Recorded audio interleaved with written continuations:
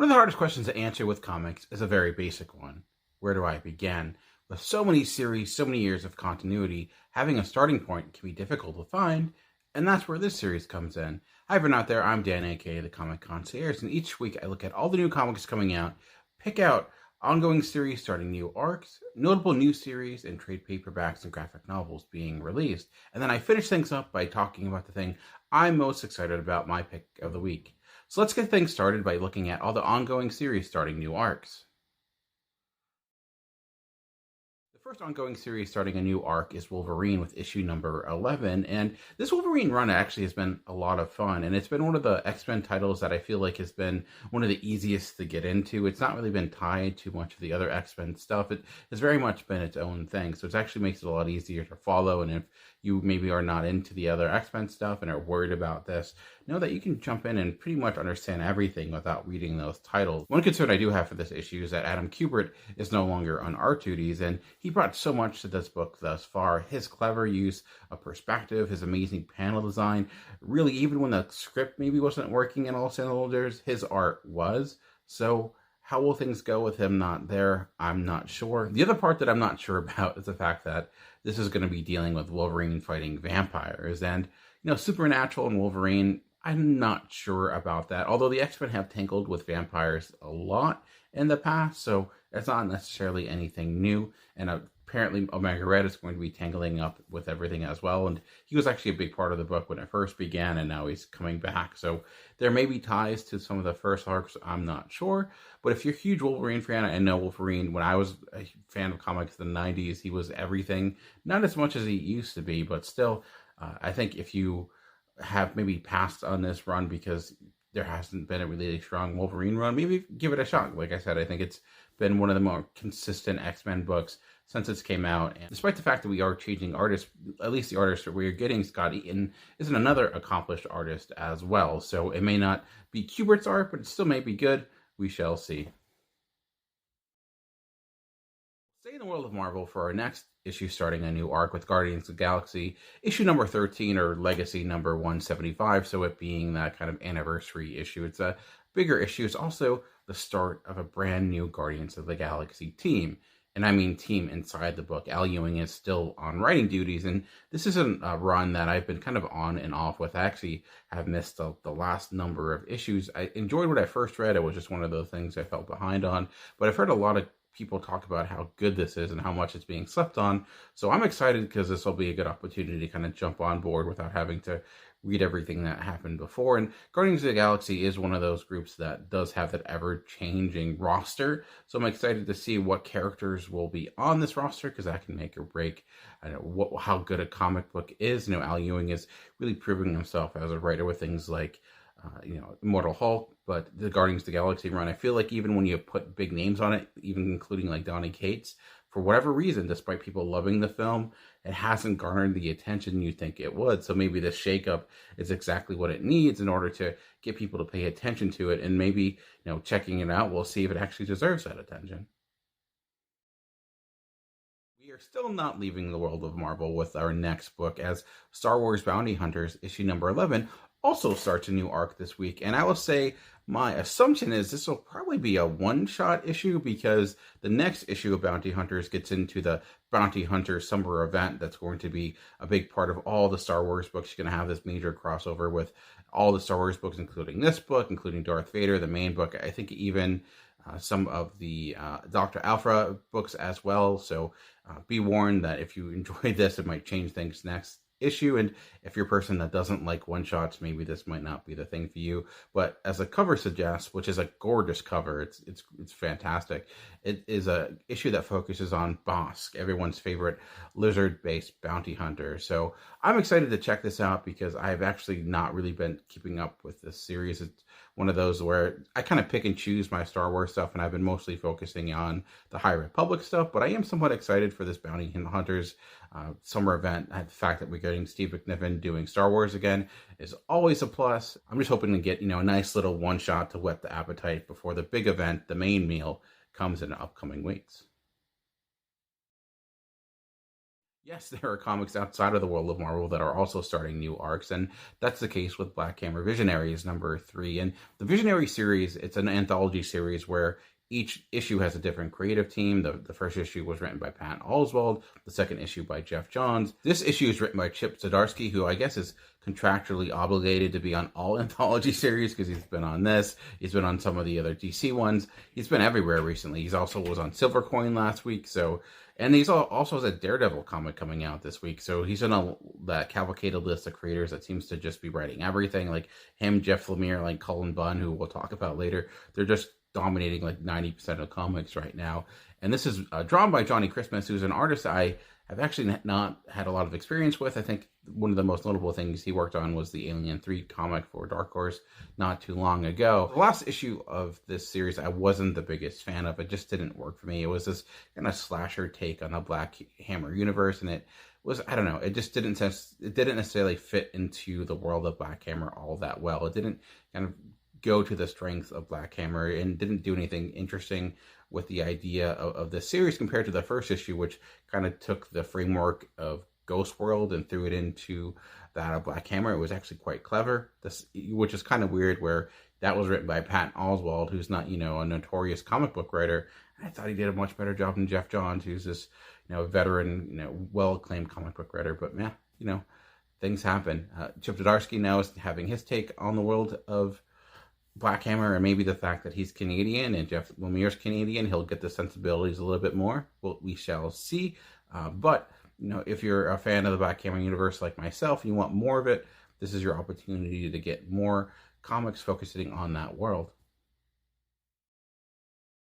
The last ongoing series starting a new arc that we will talk about is the Comic Book History of Animation #5. And I talked about this last time, and I'm going to talk about it as much as I can because I love this comic, and I feel like no one's talking about it because it's a non-fiction documentary comic that I guess doesn't necessarily hit the zeitgeist as much as something like a Batman book might. But this issue is focusing on manga, anime, and things like Hayao Miyazaki, as a cover indicates, like taking Hayao Miyazaki and making him look like Toro. And that's why I'm really excited. The last issue was all about Saturday morning cartoons, and it's just a well-researched, well-executed idea about telling the history of animation and how in the format of a comic book. And it's never dry. It's always interesting. They always find cool ways to display that on the page. And I would highly advise, if you're a fan of history, if you're a fan of animation, especially if you do love Hayao Miyazaki, if you're a huge anime fan and you want to learn more about it, because even if you're an expert or you feel like you know everything about each of these subjects, I think you'll probably find out that there's a lot of stuff in here that you didn't know, or at least appreciate the approach and how did they tell this story.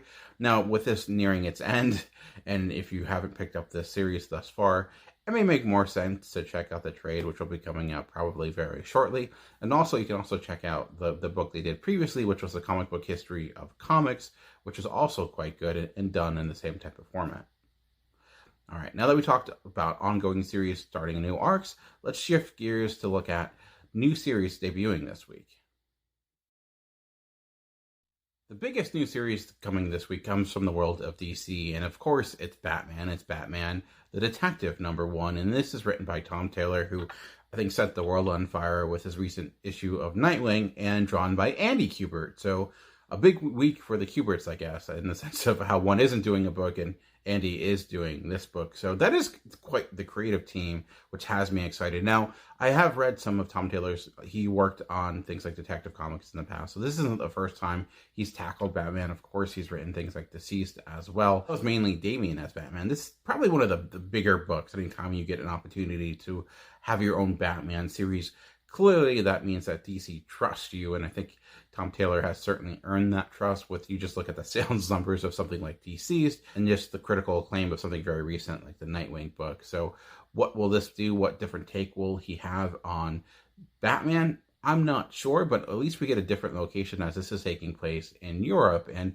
I know a lot of people who loved the early 70s and 80s runs where you had a Batman that did go all across the country and the world. He wasn't just centered in Gotham, which hasn't really happened in quite some time, maybe since the Batman Inc. run, where lately it's just been Batman in Gotham and people taking over Gotham. And as a person who's not really loving the current Batman run all that much compared to most people, I'm excited to get a Batman book that is new and is going to be a limited series, so I don't have to worry about continuing with it, and it won't have to worry about being tied to other major events. It can just be its own thing. It does seem to take place in normal continuity. This is not a Black Label book. This is our normal DC continuity book, although I doubt it will deal with a lot of the other ongoing stuff that has happening in DC. So I'm excited for it. Like I said, being a Tom Taylor fan, I've loved a lot of his work that he's been doing lately, like most people. And Andy Kubert on art, Andy Kubert doing Batman, that has me excited. And also Batman in Europe, that's kind of cool too. So I know there's probably a lot of people out there that are just sick of Batman books because, we do get a lot of them. That is DC's bread and butter. But like I said, if I look at just the ingredients to this, even at the fact that it is like the 80th Batman book that come out in the last 4 weeks, it can still be really good. And let's hope it is. Argue with me that this is actually the biggest number one, because when you look at the creators that are involved, along with the universes and titles that are combining into one book, it is pretty impressive, because you have Locke and Key in the Sandman universe, number one, Helen Gone, and this is written by Joe Hill and Neil Gaiman, and those are two names. I mean, obviously Neil Gaiman is like a god among really many people. He's admired for a lot of the work he's done with comics. He's done with everything in the Sandman universe. Is the pinnacle of comic book making for a lot of people when it was at its height. Maybe not as much now, who knows, but anytime you put Neil Gaiman's name on something, it's going to garner a lot of interest. And Joe Hill as well. I mean, Hill House books last year, I think, proved themselves, and there was a lot of great titles out of that.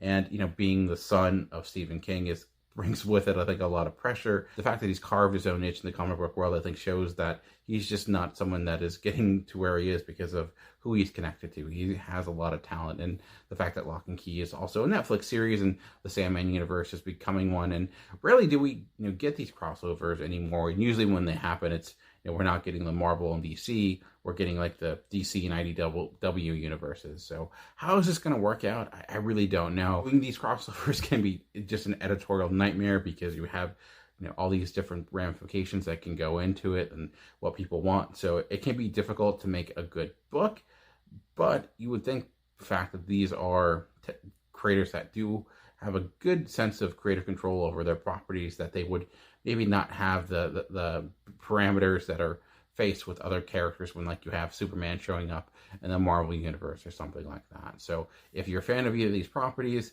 go ahead and give it a try. And I'm interested in checking it out. Like, I've read a little bit of Lock and Key and a little bit of Sandman, so I'm a little hesitant to jump in, because it does seem like I might get lost right away. I don't know how welcoming this will be to new readers of both universes, if it's going to have some expectations that what happened in the past books.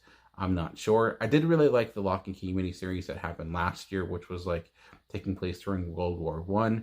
With both of these universes, there's so many different opportunities and how they can connect and how they can work their brand. These aren't just a few characters that can cross over. You're talking about literally universes and concepts. But having unlimited possibilities can also be a bad thing, because then you just have too many choices and you can get lost in it. So there's a lot of things that can happen with this. So I'm excited to see it, just to see how well they pull it off, because it can be something that'll be amazing. It could be a dud. It could be convoluted. There's a lot of different possibilities when it comes to how well this book is going to work out. And I'm interested to see, who's out there that's interested in this. This is going to bring maybe a lot of people that aren't typically reading comics, because, this is seeing something that has really not been done before.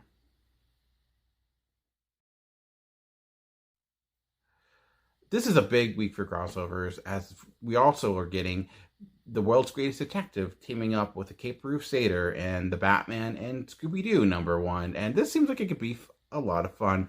Batman and Scooby-Doo world have crossed over a lot in the past. There's been cartoons of it. There's been some comics. There was the Scooby-Doo team-up series not too long ago, which was quite good, actually. It was much better than you would think it would be. And the Scooby-Doo comics have come and gone. And there was that random, the World Scooby-Doo comic that came out at the time of, the Flintstones, which was, a bit weird, but this seems to be more standard, kid-friendly Batman and kid-friendly Scooby-Doo coming together. And there are not a lot of kid-friendly comics that are out there, especially from DC on this type of format, on a monthly issue format. So if you do have kids and you want to get them an opportunity to read something, although I don't know how popular Scooby-Doo is right now with kids. My kid actually does like Scooby-Doo. He's watched some of the cartoons on Netflix, but I don't think he's necessarily at the same level as he once was. I was never a huge Scooby-Doo fan as a kid. I'm sorry, I'm sure a lot of people are angry by that. It just was one of those cartoons I never really watched. However, as my son is a big fan of Scooby-Doo, maybe I will check this out and see if it's something he would enjoy, because that might blow his mind, seeing the first time that you're getting a crossover like this of that Scooby-Doo that is teaming up with that Batman and man, that can blow some young minds. A new number one for Marvel this week is Darkhawk, Heart of the Hawk, number one. That's a lot of hawks in one title, and this is a celebration of the 30 years of Darkhawk. And when I think about this character, to me, he was just everything 90s, from his designs, from the kind of the way he was created. He was meant to be this big new character in a time when speculation was huge. So everyone thought, oh, this is going to be the new Wolverine, even has claws, and it never quite got there. Although there was some attempts to bring the character back. I remember with like Annihilation and things like that. They revamped the idea of Darkhawk and things like that. And this is a celebration, so there's a combination of short stories where you have the creators coming back. You have Dan Abnett, like I mentioned, to help redefine the character. Also Kyle Higgins, who will be working on the new series that'll be coming out shortly as well. Yes, we are getting another Darkhawk series after this. So I guess if you're a huge fan of the characters, this may be something that you want to check out if you're interested in seeing what this new series will be. So just to be warned, this isn't the start of a new series. This is kind of a combination of both. And we saw DC do this a lot with their anniversary issues, where they would have a lot of short stories, and then at the last issue was often whoever the new creative team would be on it, and they had to write their short story that would lead into the new series that's coming out, and they're taking that format with this issue. So I'm guessing if you're not a huge fan of the character, that may not be something you want to pick up. I don't think this is going to forge a lot of new fans. Maybe it will. Maybe the fact that it is kind of having a combination of old and new could lead to something good. I'm not sure. I'm not a huge fan of the character personally, so I'll wait and see. I'm interested if you are. Are you excited for it? Or are you excited to see more Darkhawk in the world of Marvel Universe? Because it's been some time since we've seen him, and I think there's a reason for that, but maybe this could prove me wrong. A new number one from Image this week is Home number one, and this centers on a mother and a son who are traveling to the United States seeking asylum, and as they're going there, the son is dealing with a lot of trauma and anxiety about what's happening as they get separated, and where that trauma is coming, where that feeling is coming from. It isn't just the fact that they're dealing with his journey, but he's actually getting superpowers. So it's taking a really huge hot button topic, especially right now, that actually has been really much in the news as of late, and placing it within Image and placing a superhero twist on the idea. Personally, I was actually excited about this before the supernatural twist was added at the end, or the aspect of having superpowers. I'm not against that, but I think just having a comic book about this issue, about this topic, coming out monthly would be great, even without having superpowers being thrown into it. Now, that does have me interested, because this is a type of superhero story that we really haven't seen before, and one that I think probably should be told in some way. So I'm glad that Image is putting this out. This is from a creative team that's relatively new to comics. So again, myself, I don't have a lot of experience with them, but it does seem like Image has had a lot of faith in this book, because they have been, I think, promoting it a lot. I've seen a lot of images in the back of the books, and social media wise, they've been really pushing this. So I'll be checking it out, because I really want to know, how exactly are they going to make this idea work. And it's probably going to be one of the books that's clearly talked about, because when you're talking about such a vital topic, it's going to garner attention, as it should, and I'm hoping they can take that attention to say something rather important about the issue.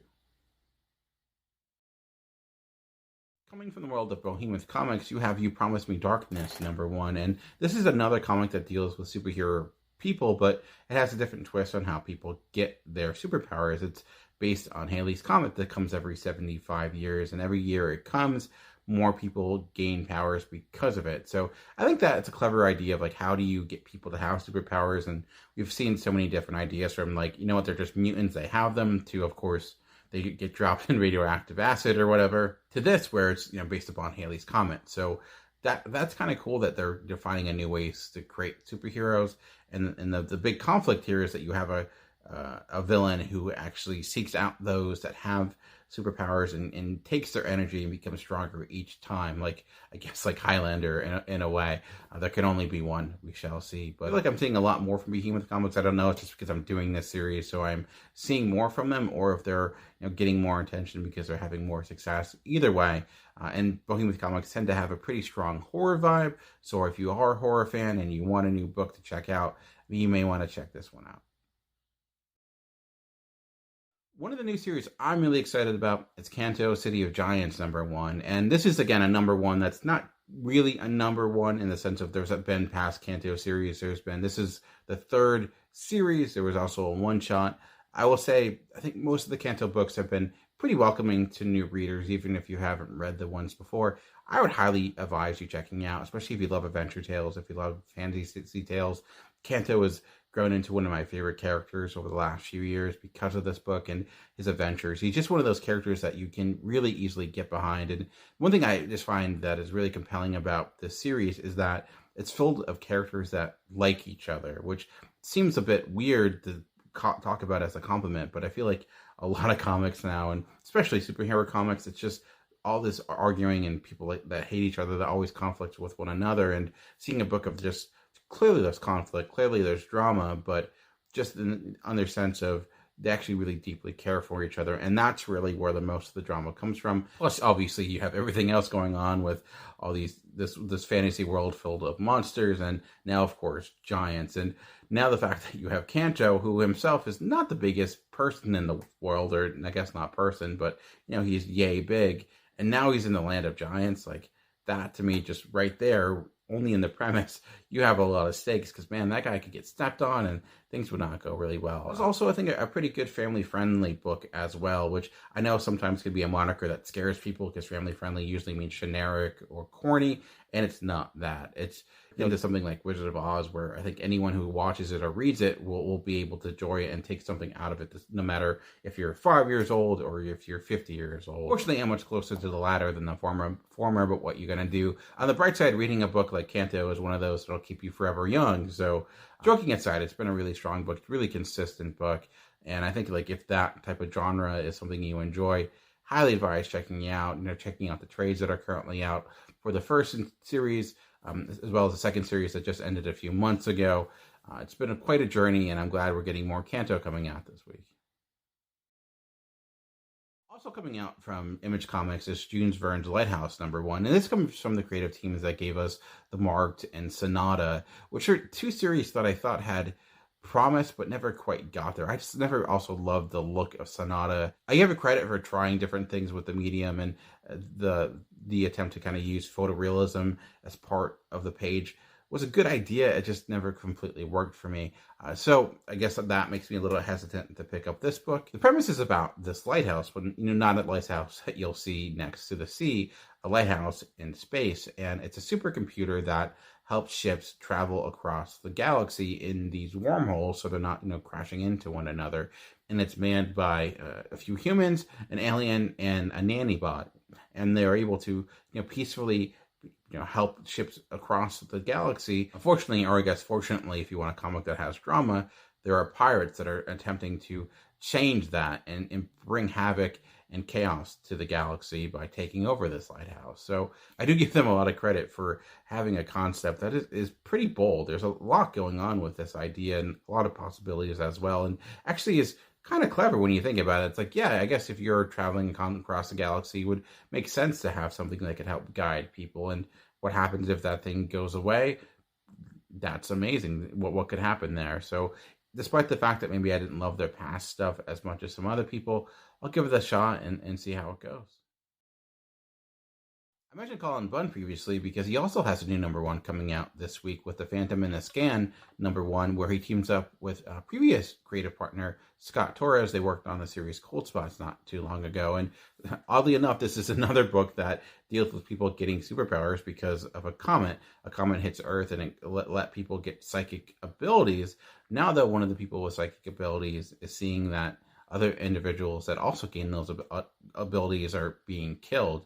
The other thing with the psychic ability is the fact that when he uses it, it does hurt him and bring him to his end ever so closer. So he's trying to then team up with the people that are left to figure out what's going on and to save their lives. So I don't know what's in the water where people are like, what can give people superpowers? Comments. And so clearly this isn't a case of serendipity where you have two comics that are coming out where people getting powers due to an object falling from space.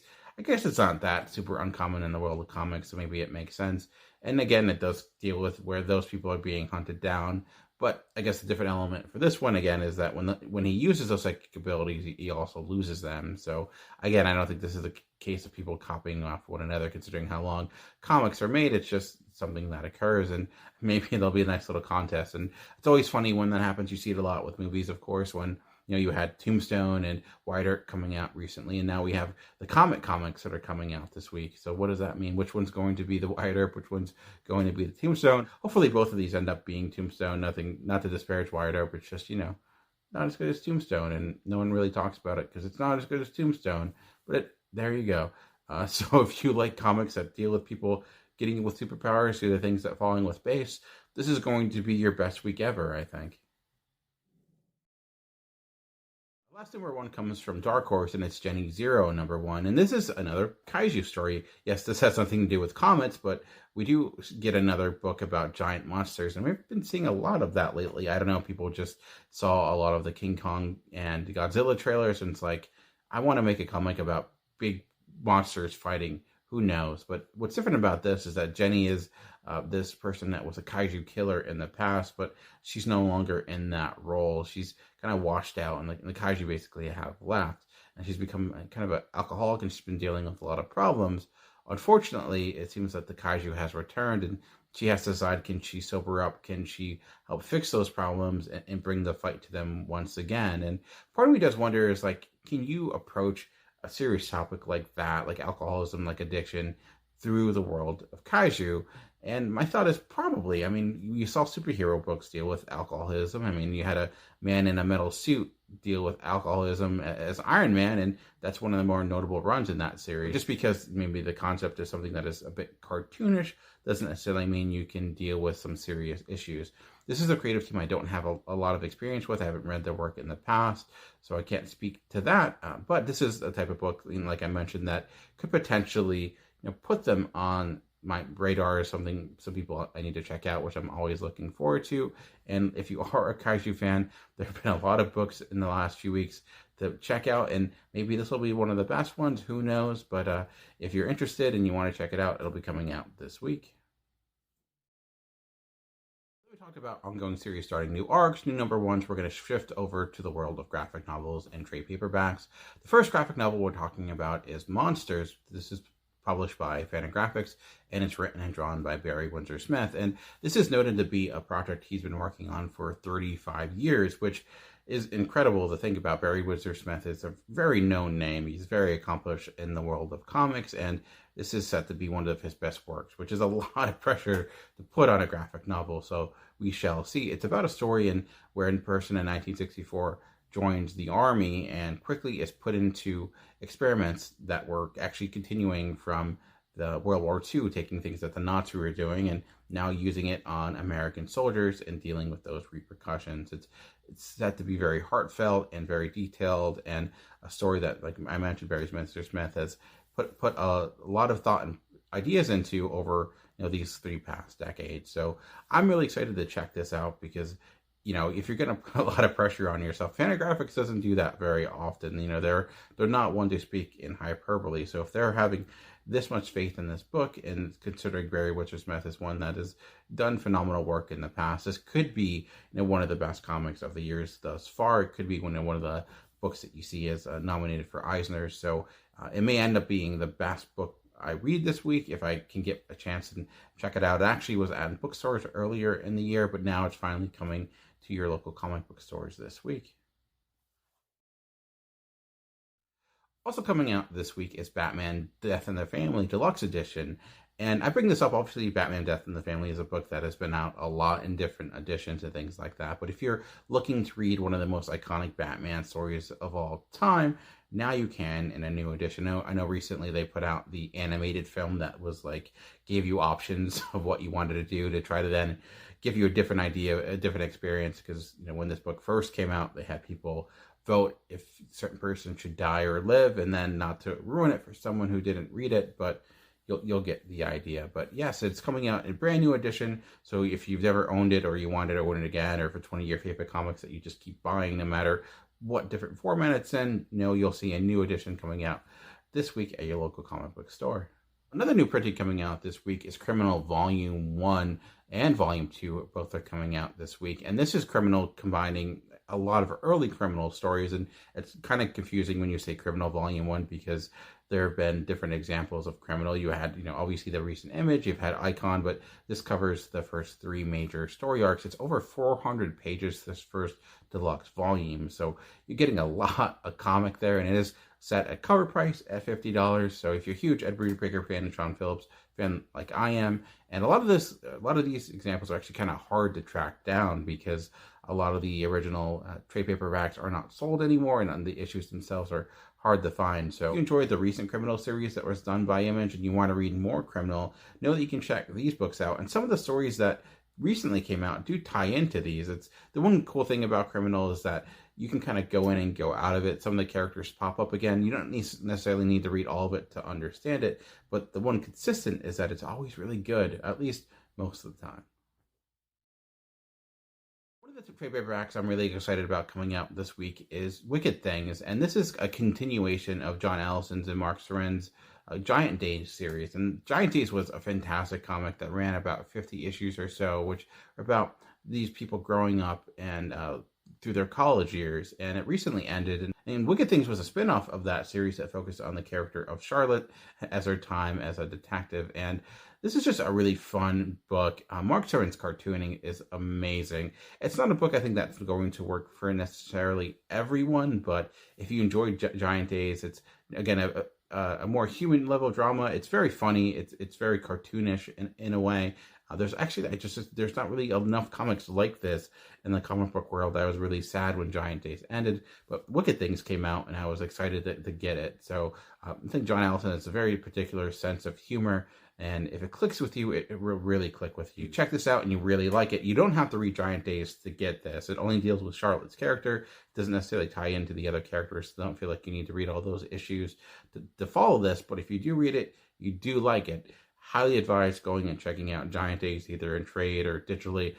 To me, it was one of the best comics of the last decade or so, and how consistent it was, and how it was telling a story that really no one else was in the world of comics to that level.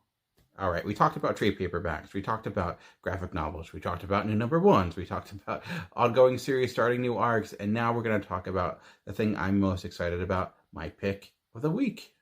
This was a week where it was hard to choose the book for number one, because there's a lot of things that were very close to this. Batman, Detective, Monsters, Wicked Things, all could kind of fit in here. But as I put everything together and I kind of measured everything out, the book I ended up choosing was Spider-Man, Spider's Shadow, number one. And why this book? Well, number one is written by Chip Zdarsky, who's a writer that's been really clicking with me as of late, loving his Daredevil book, and we get another issue of that this week as well. And it's also doing something that I love, which are the what if stories. I've always loved the what if books. And you're wondering, well, it doesn't say what if. What do you mean it's a what if story? It's a different approach to the what if stories. Typically, the what if books were one issues. It was like, what if the Fantastic Four never were formed? What would be the issue? And by the end of it, you would get that story. And then the next what if would be, what if the Punisher became Venom? So by the end of each issue, it was over. You never went on to the next issue. This is having a different approach where it's a what if story, but it's going to be a few issues long. Now, I know some people are being like, oh, great, more decompressed storytelling. That's what modern comics needs more often. And I kind of could see that, but I have a lot of faith. Like, my thought was, the first thing I thought about actually was Spider-Man Life Story that came out last year or 2 years ago. Time doesn't matter anymore.